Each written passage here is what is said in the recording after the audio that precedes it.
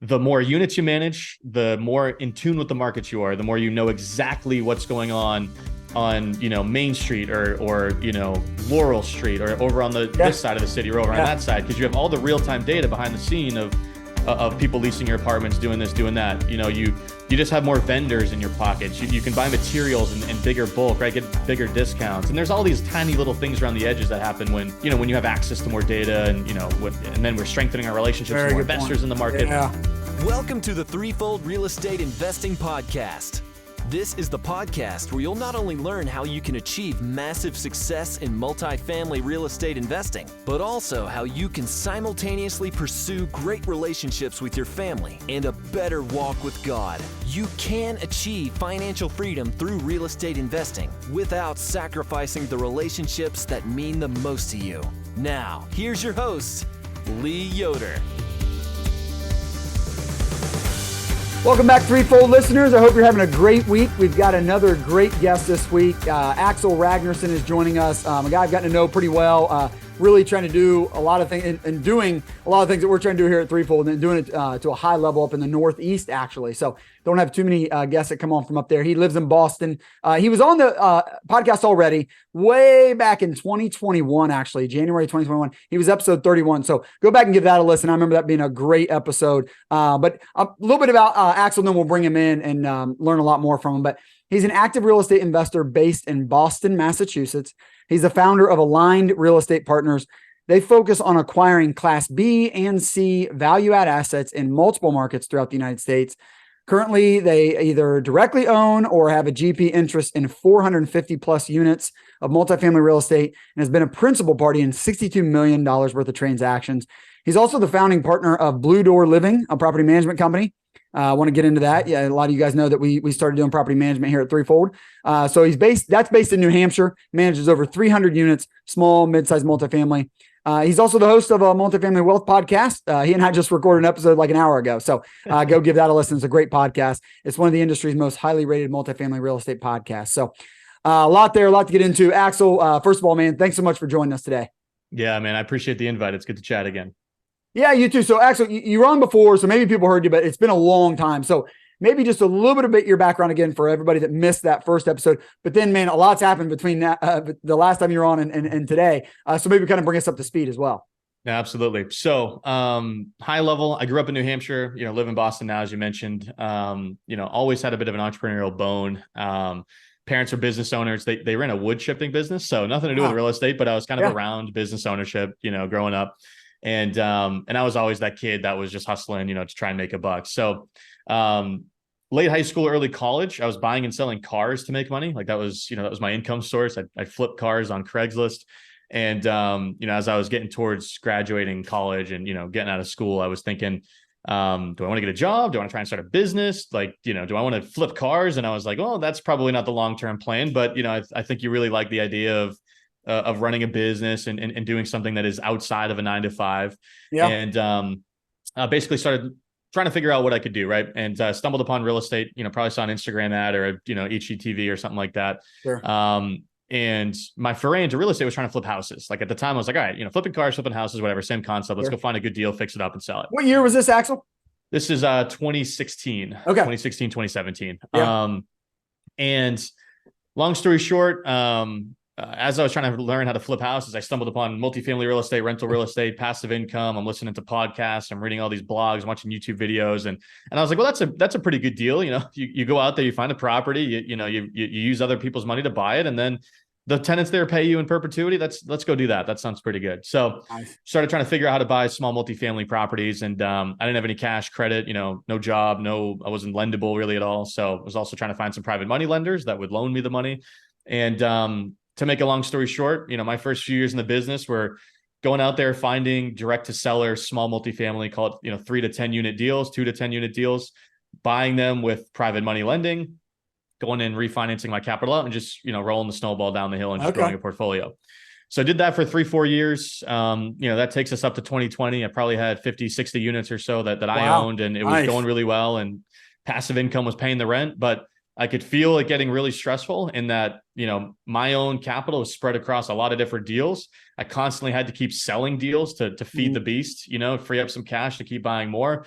You know, and I kind of felt uncomfortable with how I was growing. It didn't feel like, it felt pretty risky, to make a long story short. So, at that time I was like, all right, well, how do we scale the business? How do we keep growing, but without my own money? So started thinking about how to do that, and started working with some partners, started raising capital from some investors. I also wanted to get out of the New Hampshire area and start doing bigger deals elsewhere.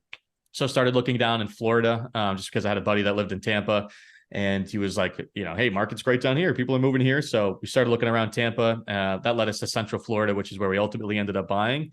Nice. And then started to get a little bit more serious about like actually building a real estate business, in terms of, you know, let's raise some capital. Let's provide a good investor experience. Let's, you know, start ramping up our direct to seller so we can find more deals to go raise money. And that's where things started to take off a little bit. So I went from buying 20, 30 units a year. That was just me, you know, pounding the pavement, trying to get stuff done on my own, to buying, you know, 60 to 150 units a year, depending on how much capital we were raising.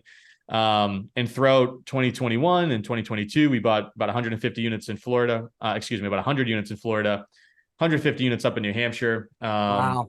Grew the portfolio to about a couple hundred doors, including my own properties in New Hampshire. And that's when we decided to bring property management in-house. We started our management company. Nice.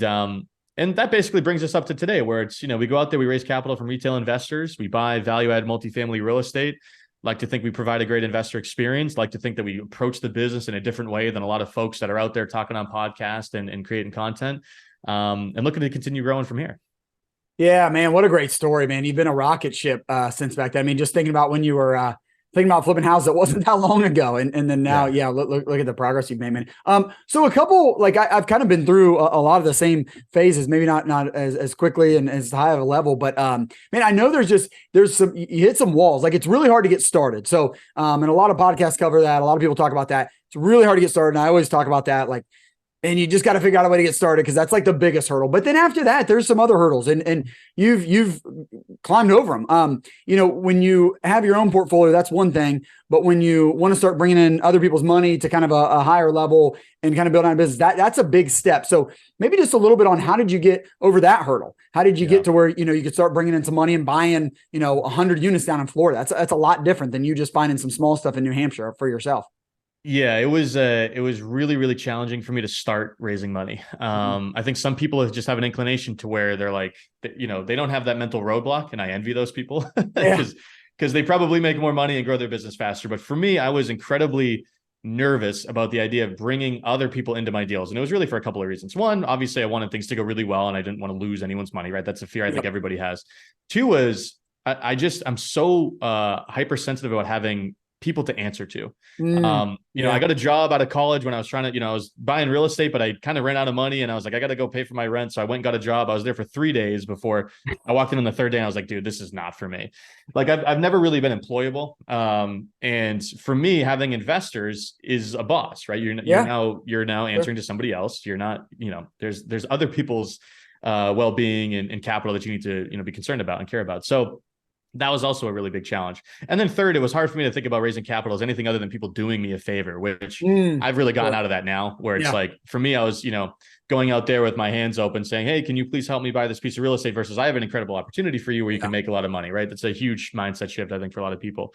So it took me forever to get over that stuff. And the other piece of it was like, I really wanted it to be easy. Like I didn't want to face a lot of rejection in raising capital. I never wanted to feel like I was selling somebody on investing in a deal. So for me, I was really hypersensitive about building just such a track record that I was like, well, duh, of course this is going to go well for you. I've done this exact same deal 30 times over the last few years. Yeah, sure. So it took me longer to do it because I kept extending how much I wanted to do before I felt comfortable going to investors. And finally, I got out of my own head and, you know, I had a conversation with a guy who was in my local market up in New Hampshire. And he was talking about partnering on a deal. And I was, you know, he was like, hey man, if you find anything that produces like 8%, like I'd love to invest. And I was like, dude, I find those deals every day. Like that's crazy, you know? And I remember for some reason it was, maybe I matured or something. And that's when the switch flipped. And I was like, all right, well, I can provide a lot of opportunities to folks who are looking to more passively invest and don't want to actually be involved. And that's where it really started to take off. And I was extremely careful about the deals early on that I was doing where I was raising money. So the first, 6 or 7 deals, you know, and I could sit down and actually itemize them, but it was first 6 or 7 deals were deals that I had the capability of doing with my own money. So I didn't need investors. I just opted to bring them in so that I could learn the process, because I knew that the deal was going to go well. And I knew if something didn't go well, I could just buy them out and take it on myself. Like it was just very safe. Yeah, that is safe. Right. And I was like, well, it's also going to be good too, because when these deals go well, because they will, because, I'm extraordinarily confident. I've done 30 of these in this market the last few years, just myself. Right. It's going to be good to throw them down in the track record. And then I can point to that track record to everybody who try to raise money from in the future and say, hey, we did those. These were the returns. They went really well. Go call the people that were in them. They'll give us a glowing referral, et cetera, et cetera. So that's what we did. And that was like the first couple of deals in Florida. Those are the first, handful of deals we did in New Hampshire. Like the Florida deals were direct to seller, off market. They appraised for 20% more than we had it under contract for while we were under contract. We could have screwed every single thing up and we still would have been okay, because we were buying at such a compelling price. It's not like we were competing with other buyers on a broker deal. Like it was just us to the seller through cold calling and mailing. So that was how I got over it, was just awesome. Was being just incredibly careful about it. And I think that's how I got over that hurdle. And I'm guessing, Axel, especially now that you've done really well, because I know you guys have gone full cycle on a couple of those and you guys hit home runs, if not grand slams. I'm sure I'm guessing it's easy now, because I'm just taking myself back. I started a little bit different than you. I raised money pretty early on, just from, family and friends and just one person. But man, all it took for me, one deal we sold in just a year, and we crushed it because of the market. And that's what convinced me to go into syndication, because I'm like, that was fun. Like I made a lot of money. I did really well, but so did they. And this one was actually my in-laws. And so it's always good to impress your in-laws and make this money. So I was like, that was really cool. I want to do more of that. So I'm guessing now with you having done so well, you're not feeling like you're asking people for money. You're feeling like you're letting them in on an opportunity. Yeah, no, I feel like I'm much past that now. I'm still very careful about, like, I'm not going to raise money for our first deal in a new market, unless I have like a partner attached to it who's incredibly skilled in that market. Yeah. We did a deal out in Indianapolis. There's a 23 unit deal. Normally I would have raised money for that, but I was like, hey, this is my first deal out here. It's the first time we're working with this PM. First time I've done anything in this market. I'm going to do it with my own resources first, my own money. Yeah.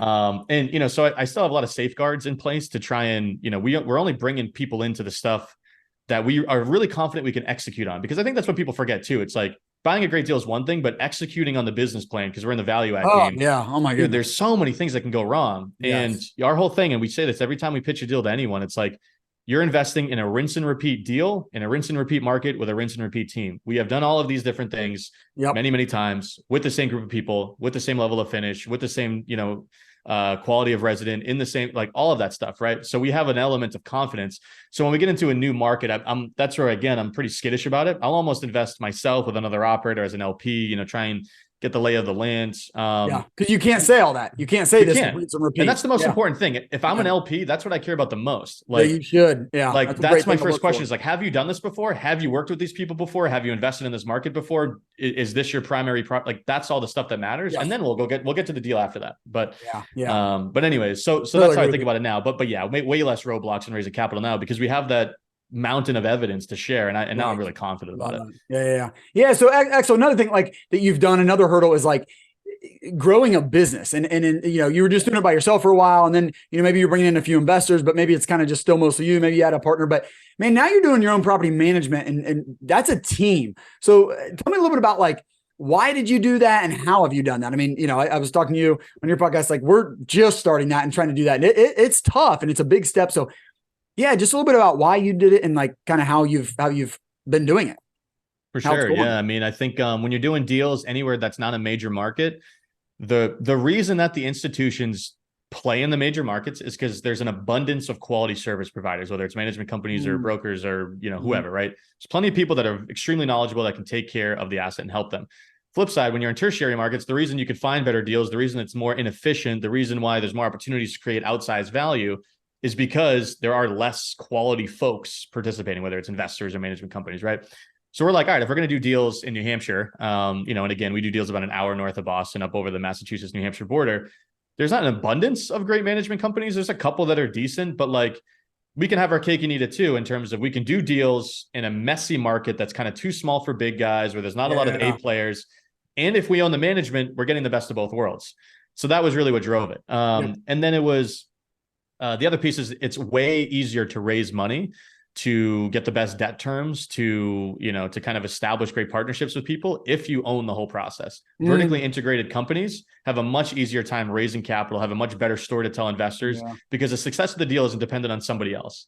When you're using a third party management company, the owner could I don't know, you could be going through a divorce and have a bunch of personal issues. And next thing you know, the quality of your management suffers. That's not something that you really can control. You're not in their business, making the hiring decisions, making the personnel decisions, determining how you structure the leasing process, all of that stuff. Right. So we wanted to own that so that we could raise money easier. Kind of the third thing too was, we saw an opportunity to actually provide third party management. And I know it's a big topic of conversation between operators. Like, when you start your own management, you should be focused on your own properties so that you have, all of the focus. And I think there's a lot of truth to that.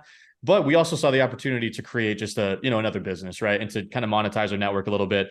We knew that we could provide a better level of management service than the other competing companies.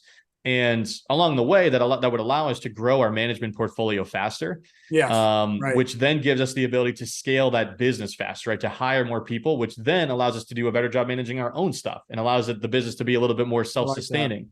And the final piece of that as well is, the more units you manage, the more in tune with the markets you are, the more you know exactly what's going on Main Street or Laurel Street or over on this side of the city or over on that side, because you have all the real-time data behind the scene of people leasing your apartments, doing this, doing that. You just have more vendors in your pockets. You can buy materials in bigger bulk, right? Get bigger discounts. And there's all these tiny little things around the edges that happen when you have access to more data and then we're strengthening our relationships with more investors in the market.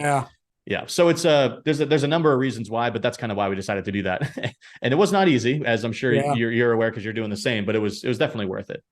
Yeah, because you bring up a good point, because is the cash flow and like the ability to scale and bringing that in, because that's what property management does for you. Is it's a more of a business like a lot of others, where like your clients and your customers or whatever, like they're paying you monthly, not weekly like some others, but they're paying you monthly. So you guys have some monthly income coming in, which means what your income is and it's steady, and so you can hire people. Because when you're buying and selling as a sponsor, you maybe make some money when you buy and maybe you make a lot of money when you sell, but in between it's maybe not a lot, and sometimes it's not any. And so it's not this consistent cash flow that you can, kind of run a business on, as far as like hiring people and building out a team, right? Yeah. And the reality is, it's infinitely easier to own and operate a management company that manages 1,000 units than one that manages 250 units. It's the definition of a big management company is easier to run than a small a lot of people say big businesses are easier to run than small businesses. And there's a lot of truth to that. Management company is like a perfect representation, because when you manage, call it, 300 units, right? And we're starting to finally get out of this tough little size. Okay. If we have a leasing agent leave or our assistant property management leave, it's just, the boats are on fire until we get that replacement and figure it out. Everybody's working overtime. Everybody's, it's a very fragile business. Whereas you get to 1,000 units, you can lose an employee, you can lose a client, you can do, there's a lot more play, right? It's less stressful and the business can absorb more bumps or hiccups. There's some other reasons too, but that was really the reason why we brought in third party, was like, we just got to get to 500, 600, 700 units as fast as we can. And we're still working our butt off to get to that number. Yeah. So that we have enough personnel to where the business becomes a little anti-fragile. I'm sure, Axel, and from what I've heard and what I've seen out of you guys, I know you guys are doing an awesome job operating, and I couldn't agree more with you. Like, that's what it's all about. Sure, we want to buy right. Hopefully we can get a good price. Hopefully we get good debt on it, but none of that matters like operating it. And, if we get into a tough market now, if we get into a recession, it's only going to be the guys and girls that operate well, that make it through, not the ones that just bought well or have good debt. You've got to operate well. So I think when you bring the house, so has that been your experience, Axel? Do you guys feel like you're getting it to where you're, it's hard and you're getting through, tough time, but like, are you seeing a benefit of it? Are you glad you did it?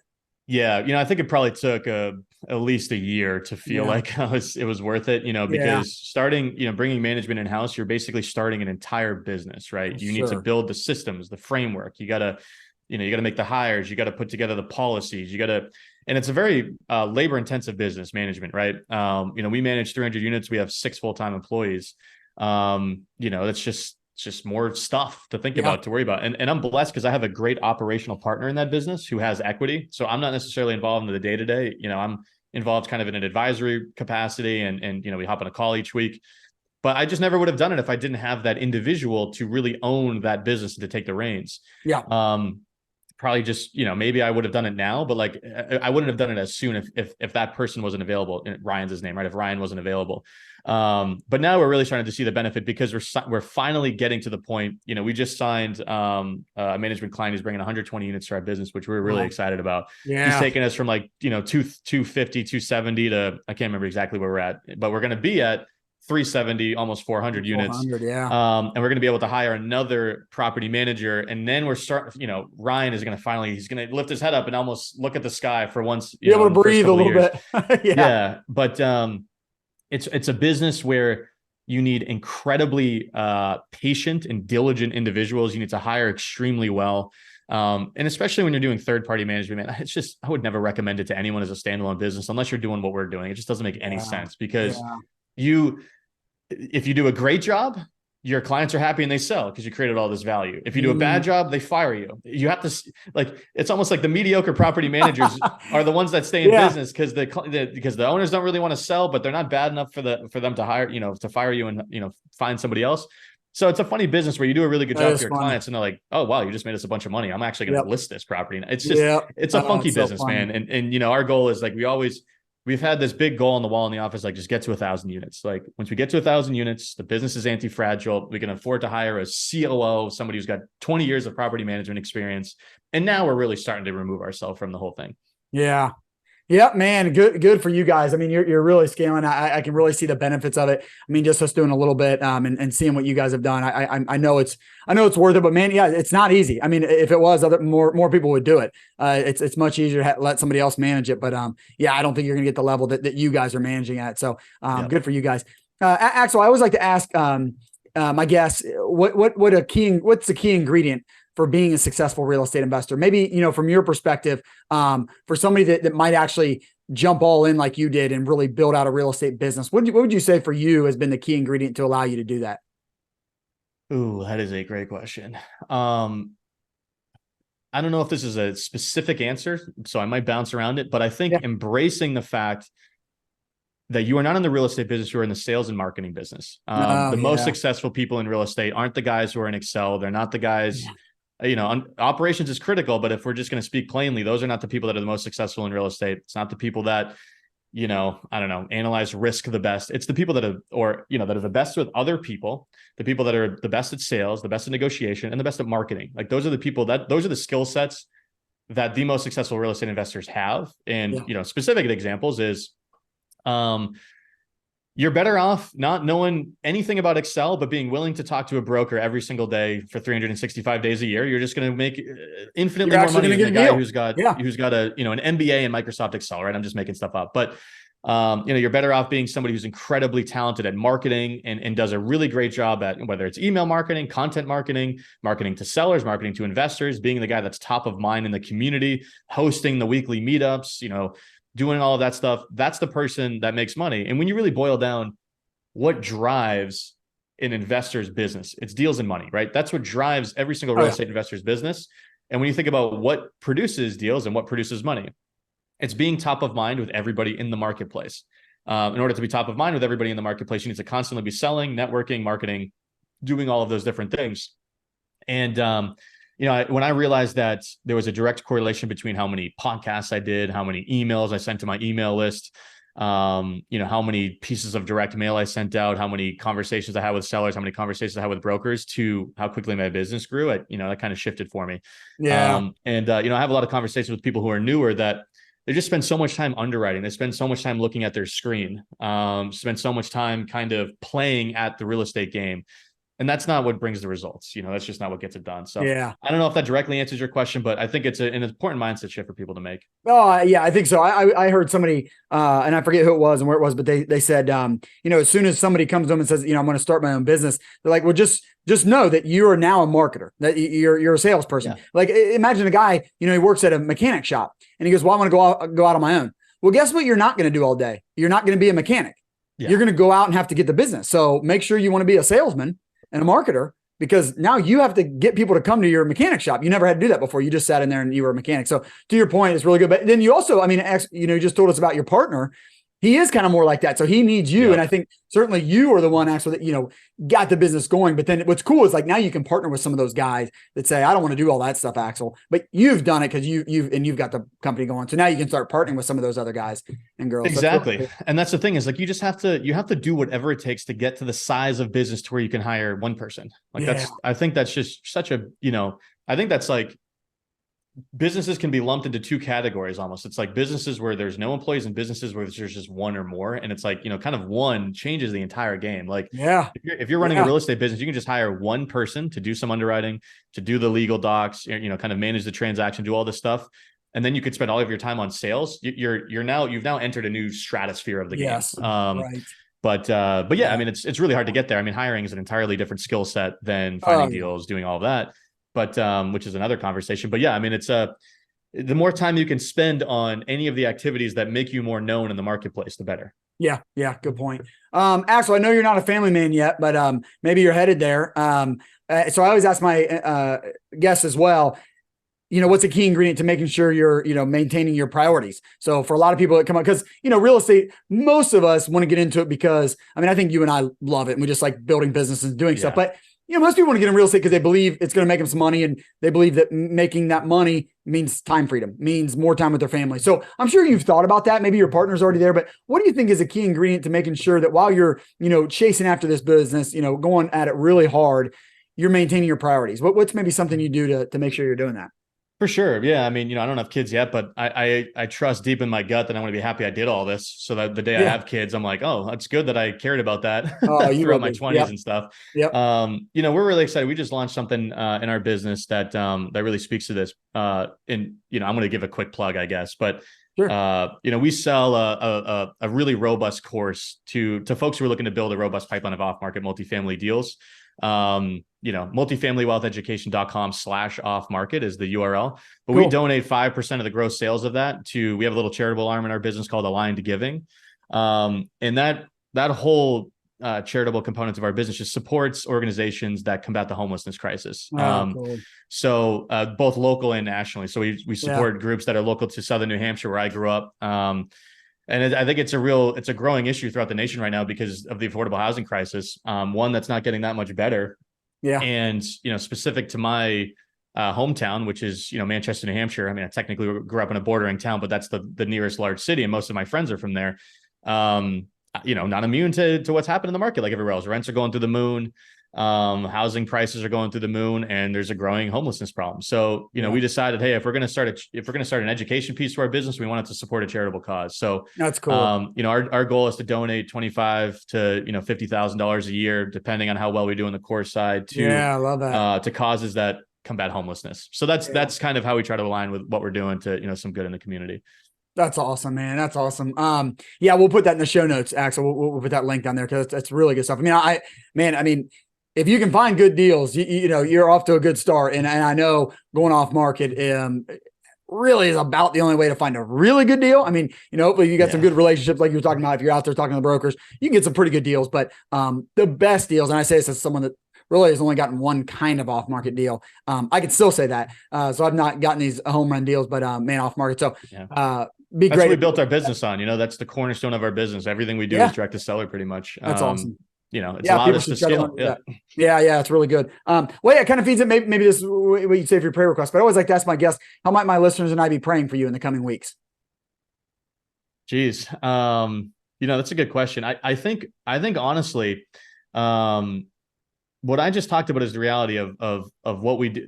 The tougher side of what we do is the fact that, we get into projects and we create value for the community and for the investors by renovating apartments, but there is a reality to what we do, and that it increases the cost of living in a certain area. Yeah. And it's something that I personally grapple with, man. It's hard. Yeah. It's, every time we get into a project, it's always something that makes it a little bit harder to just dive into it. And it's something that we think about our business. It's a reason why we started trying to integrate, a component to our business that helps to alleviate that. So I think, I don't have an answer for you, I guess. But I think in reality, it's just the people of the community in which we invest in. And not that, I think we do great things for our community by turning crappy housing into quality housing, right? Yep. That's the byproduct of what we do. And I'm really passionate about that. But I think it's just, praying for the people that have a hard time right now. and that aren't necessarily as blessed as maybe you and I are, who have a roof over I our agree heads with and are not that. worried Yeah, about paying man. for it. You know, that's something I'm passionate about. So Yeah. maybe not for me, but for the communities Yeah. where there are folks who are affected by that. Yeah, I love that, man. Yeah, because you're right. I mean, this is a nationwide problem. Every city has this, and yeah, it's tough because we're trying to make nicer housing, and then anybody that builds new apartments, it's all Class A. So yeah, there's just not more like cheap housing coming on. No one's creating new cheap housing. The only guys that are doing that are slumlords that you and I usually buy from that let their property go to crap, and maybe they'll rent that for cheap, but that's not what we're looking for either. So yeah, man, we'd be happy to pray alongside you for those people and maybe for a solution to that problem. So well, great stuff, man. Axel, I know you guys have a lot of content. We just mentioned, throwing that link in there. I know you're active on social media. We've got Axel at aligned rep.com. We got your Instagram. We'll put the podcast in the show notes, and then we got www.multifamilywealtheducation.com /off market. Those are all good places for people to come find out more about you. That's perfect. And I appreciate you, sharing that with your listeners. Yeah. Again, Multifamily Wealth Podcast too. The only other place that, we just nerd out on multifamily a couple times a week. Just started upping the posting schedule since there's less deals nowadays. I'm like, I might as well talk to myself a little bit more on the podcast. So that's the other place too. But yeah, no, those are the best spots. Awesome. Well, Axel, this has been a real treat, man. Learned so much, man. Really impressive what you've done. And thanks for coming on, sharing your story, sharing your experience, and a lot of good tips and stuff. So, man, I truly believe if people kind of follow along and maybe by that course about finding some off-market deals, they can do a lot of what you've done if they work as hard. So really appreciate you coming on, man. Appreciate it. Thanks for the invite. Yeah, take care. Thank you for joining us for another great episode. I hope you'll take action on what you've learned today. If you enjoyed today's show, please consider leaving Lee a 5-star rating and review. And check him out on threefoldrei.com. Until next time, 1 Timothy 6:17.